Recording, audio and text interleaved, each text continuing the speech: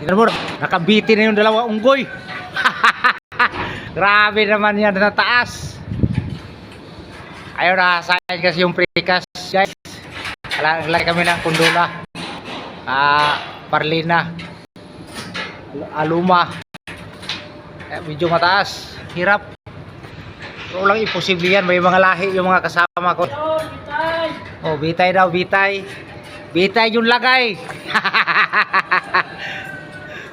Grabing taas. Yan.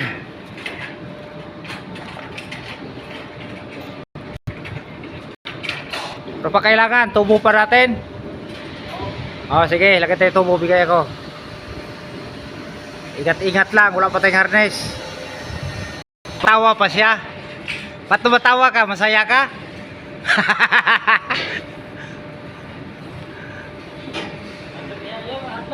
Hadlock mo mga Bisaya, bro. Sos, Bisaya, balapas kanyon niya, takot. Yan. Tapos kailangan natin grinder. Sus. Dapat tatlong kundo lang, ano natin, no? Pagtapos break time, magdala tayo ng dalawa. Para ano, sabit-sabit talang urong-urong lang natin yan.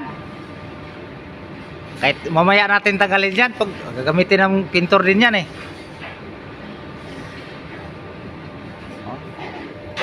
Grabing taas yung ginawa nila guys. Walang tungtungan. Kaya kundula lang ginagawa, ginagamit. Ano? Taas yan, taas. Grabe.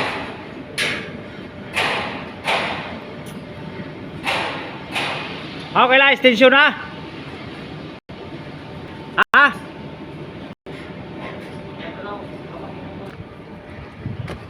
Inom ka muna ng tubig para mawala yung kaba sa dibdib.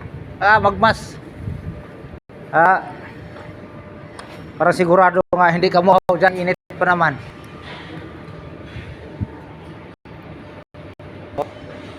Batang liti, walang takot yan.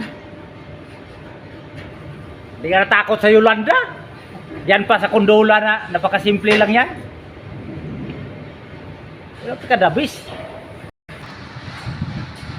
Now, makyat na yung ano natin. Yung magaling na tagaliti. Yan na. Hila na yung baril mo. Yan.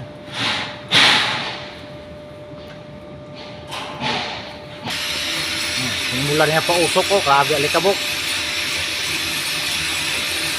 Yan. Para di na mahirapan yung pintor. Kailangan hahasain pa yung precast na dugtungan. Yan ang mga birada, mga idol.